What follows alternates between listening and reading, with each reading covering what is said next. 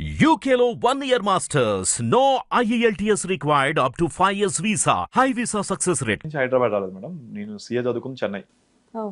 చెన్నై నుంచి ఢిల్లీ, ఢిల్లీ నుంచి ముంబై, ముంబై నుంచి అహ్మదాబాద్, అహ్మదాబాద్ నుంచి దెన్ హైదరాబాద్. అన్ని states almost cover almost I covered almost all the states except north east కాకుండా. ఆహా! అంటే ఇండియా దాటి వెళ్దామని ఎప్పుడు ప్లాన్ చేయలేదా? చేశాను మేడం. న్యూజిలాండ్ వెళ్దామని అప్పట్లో ప్లాన్ చేశాను. నాకు చల్లగా ఉండే ప్రదేశం అంటే బాగా ఇష్టం అని చెప్పి ప్లాన్ చేశాను. స్విట్జర్లాండ్ ప్లాన్ అదే చేయాల్సింది. న్యూజిలాండ్ కానీ స్విట్జర్లాండ్, కానీ స్విట్జర్లాండ్ కంటే న్యూజిలాండ్ పే ఎక్కువ ఉంటుంది సిఎల్ కానీ చూశాను. బట్ స్ట్రింజెంట్ వీసా అప్లికేషన్ వల్ల కుదరలేదు. తర్వాత ఒకటి రీసెంట్ టైమ్స్లో కూడా అనిపిస్తూ ఉంది, అబ్బా ఈ ఇండియాలో మనం వీ కెన్ డూ బెటర్ అన్నప్పుడు I can do why only limited to ఒక state, why can't a big level అనిపించినప్పుడు, లేదు మన దగ్గర ఉన్న స్ట్రింజెంట్ మనం చేయలేనప్పుడు why can't we do in a bigger level like a you know ఒక పెద్ద గ్లోబల్ ప్లాట్ఫామ్ నుంచి చేసాం అనుకోండి ఇంపాక్ట్ఫుల్ ఎక్కువ ఉంటుందిగా అనిపిస్తుంది. అలా అనిపించింది కానీ సంహౌ ఓకే మన కర్మ మన అంటే ఇండియా మీద ఉన్న ప్రేమ అలా ఉండిపోయింది. ఇక్కడైతేనే మనం ఏదైనా చేయగలం and I have a huge passionate related to acting. మనం అక్కడికి వెళ్తే మనకి ఎంత ఆపర్చునిటీ ఉంటుందో మనకు తెలియదు. So I want to be here అట్లా ఆలోచనతో. కానీ ఒక సీఏగా కెరియర్ స్టార్ట్ చేసి అంటే ఇన్ని స్టేట్స్ తిరిగారు కదా మీరు. ఢిల్లీ మీరు సీఏ కంప్లీట్ చేసింది చెన్నైలో అని చెప్పేసి అంటున్నారు. చెన్నై, ఢిల్లీ, అహ్మదాబాద్, ముంబై చాలా స్టేట్స్ అంటే ఆల్మోస్ట్ అన్నీ తిరిగేసారులేండి.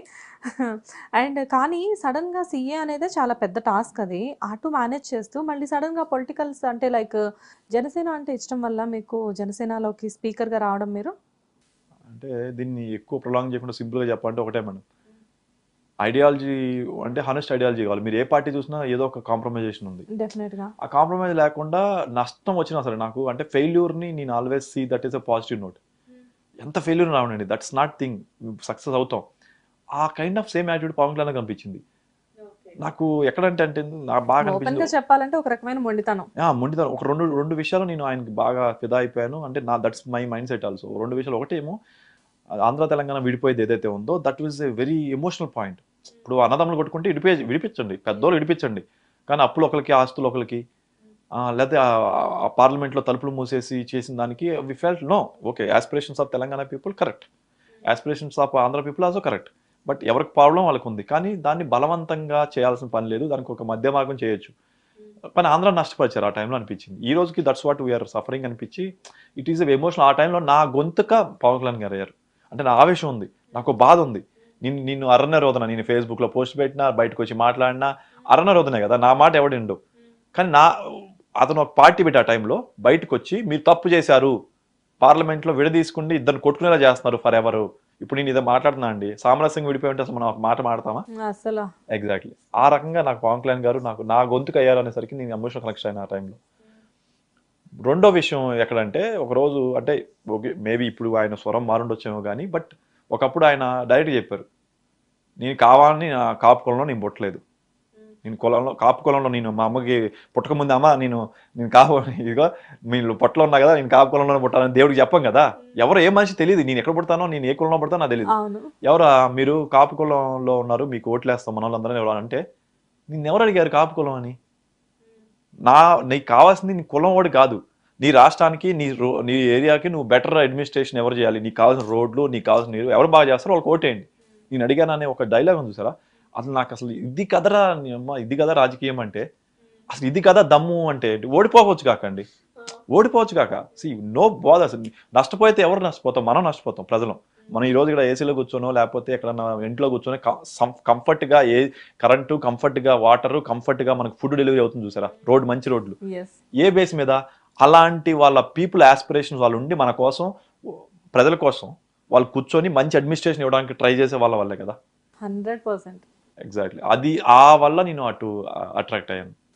కానీ మీరు అట్రాక్ట్ అవ్వడం వరకు బాగానే ఉంది, కానీ అంతవరకు రీచ్ అవ్వాలి అంటే మధ్యలో చాలా అడ్డంకులు ఉంటాయి కదా, అంత ఈజీగా ఎలా రీచ్ అయ్యారు మీరు అక్కడి వరకు? ఈజీగా ఇప్పుడు కూడా ఏం ఈజీ లేదు మేడం, నాకు కూడా కొంచెం డిఫికల్టీ ఉంది పొజిషన్. ఎందుకంటే కాదు 2017లో వాళ్ళు స్పీకర్ గా సెలెక్ట్ చేస్తున్నామని అడిషన్స్ పెడితే నేను కోంపల్లి అక్కడ దానికి అటెండ్ అయ్యాను. ఒక్కొక్కరికి ఒక 1 minute 2 minutes స్పీచ్ ఇవ్వమని చెప్పారు. సో ఆల్మోస్ట్ ఒక 3000-4000 పీపుల్ వచ్చారు ఆ రోజు. అందులోంచి నన్ను ఒకరిని సెలెక్ట్ చేశారు. ఆ రోజు 10 మందినో 5 షార్ట్ లిస్ట్ చేశారు. At the end of the day టోటల్గా ఒక 15ని షార్ట్ లిస్ట్ చేశారు, ఆల్ ఓవర్ ఆంధ్ర తెలంగాణ మొత్తం కలిపి. ఆల్మోస్ట్ ఒక 10 లక్షల మందిని ఎంతనో ఫిల్టర్ చేసి దాంట్లో ఒక 50 మందిని మమ్మల్ని పిలిచారు ఆఫీస్కి. ఒక 10 లక్షల పైన ఫిల్టర్ అయింది ఆ యూత్ పవర్ వాళ్ళందరూ, లేడీస్ అందరిలోనూ. I was felt happy, okay I made some impact to them that I can speak better అని చెప్పి. అప్పుడు వెళ్ళినప్పుడు అక్కడి నుంచి మెల్లిమెల్లిగా ఎలక్షన్స్ 2019లో లాస్ అయిపోయాక వెరీ డల్గా ఉంది. అగైన్ పార్టీలో కొంతమంది నెగిటివ్గా ఫీల్ అవ్వడం, అసలు వీళ్ళేంటి వాళ్ళేంటి అని మాట్లాడడం వల్ల చాలా ఉన్నాయి. ఇట్లా కాదు, మన పార్టీ ఐడియాలజీని వెళ్ళాలి అని చెప్పి నాకు ఎక్కడ అవకాశం ఉంటే అక్కడ ఆ ప్లాట్ఫామ్కి వెళ్ళి మాట్లాడుతున్నాం. ఇప్పుడు మీరు అడిగారు, ఇంత అవసరం లేదు నాకు, మనం సినిమా గురించి మాట్లాడుతూ ఉన్నాం, కానీ సడన్గా రాజకీయంలో ఇంతసేపు ఎమోషన్ ఎందుకు అవుతుందా అంటే this is what ultimate objective ఏంటి, మన అల్టిమేట్ ఆబ్జెక్టివ్ ఏంటి, doing something to the society makes you more bigger than money fame. వచ్చేసింది మనీ ఫేమ్, మనకు కావాల్సిన నా లెవెల్లో నేను చేయాల్సిన చూసేసాను, కానీ what else makes you happy. అర్థమవుతుంది. యాక్చువల్గా మూవీ గురించి చెప్పినప్పుడు ఒక రకమైన ఎమోషన్ కనిపించింది, ఇక్కడ ఎమోషన్తో పాటు మీ ఎక్స్ప్రెషన్స్ కూడా చేంజ్ అవుతున్నాయి. అంటే ఇప్పుడు మీరు చూడండి, 50 ఏళ్ళు దాటి 60 ఏళ్ళు దాటి మీరు బాగా సక్సెస్ఫుల్ పీపుల్ మీరు ఇంటర్వ్యూ చేయండి, వాళ్ళు 30 ఏళ్ళ నుంచి 50 ఏళ్ళ మధ్యలో బాగా కష్టపడిపోయి ఉంటారు. పొద్దున 10ంటికి స్టార్ట్ చేసి నైట్ 12 దాకా కష్టపడడం, అక్కడికి వెళ్ళడం ఇక్కడికి పరిగెడతారు. 50 ఏళ్ళ తర్వాత వాళ్ళు ఏం చేస్తారండి, యాక్చువల్గా ఆరామ్సే కూర్చొని ఏం చేసి నాకు పీస్ ఆఫ్ మైండ్ లేదని చెప్పి వెళ్ళి అరుణాచలకి వెళ్ళడం, రోడ్లు వేయించడం. 50 ఏళ్ళకే వెళ్ళిపోతున్నారా? 60 ఏళ్ళకి పోనీ చెప్పండి. లేదా ఈ మధ్యకాలం మీరు చూడండి, మీరు వారెన్ బఫెట్ చాలా తీసుకోండి, మంది కోరుకుంటున్నారు. వారెన్ బఫెట్ తీసుకోండి, మైక్రోసాఫ్ట్ తీసుకోండి, ఎవరైనా సరే టాటా వాళ్ళని తీసుకోండి, కార్పొరేట్ సోషల్ రెస్పాన్సిబిలిటీ పేరుతో కావచ్చు ఏదైనా కావచ్చు వాళ్ళు సేవా కార్యక్రమాలు చేస్తున్నారు. ఎందుకని? అది 30 ఏళ్ళ రోజు ఎందుకు చేయలేదు, 30 ఏజ్లో ఉన్నప్పుడు చేయలేదు ఎందుకు? అప్పుడు డబ్బులు సంపాదించుకోవాలి కోరిక. సో సేమ్ థింగ్ ఏంటంటే ఎప్పుడో 50 ఏళ్ళకి నేను డబ్బులు సంపాదించే లోపు నాకు కావాల్సిన ప్యాషన్ ఫాలో అవ్వాలి, నాకు కావాల్సిన పర్పస్ ఆఫ్ లైఫ్ నేను ఫాలో అవ్వాలి, నేను ఇంపాక్ట్ క్రియేట్ చేయాలి. అలాగే నాకు నచ్చిన మా ఇంట్లో వాళ్ళకి నా రెస్పాన్సిబిలిటీ, మా సిస్టర్కి నేను చేయాలి రెస్పాన్సిబిలిటీ, మా మదర్కి ఫాదర్కి చేయాలి రెస్పాన్సిబిలిటీ, నా సీఏ ద్వారా నేను చేసుకుంటాను. అలాగే సమాజానికి ఏదైనా వాల్యూ చేయాలంటే నాకు ఒక స్టార్ట్అప్ కూడా ఉంది. I'm doing another startup called placements. అందులో స్కిల్ చేసి స్కిల్ ట్రైనింగ్ ఇచ్చి ప్లేస్మెంట్ ఒక రీజనబుల్ ప్రైస్ పెట్టి. సో అలా కూడా చేస్తే ఏంటంటే ఒక 10 అంటే సంవత్సరానికి ఒక 1000 మంది స్టూడెంట్స్కి ట్రైన్ చేసి ప్లేస్ చేస్తే వాళ్ళ లైఫ్ని సెట్ చేసినట్టే కదా. That makes you happy.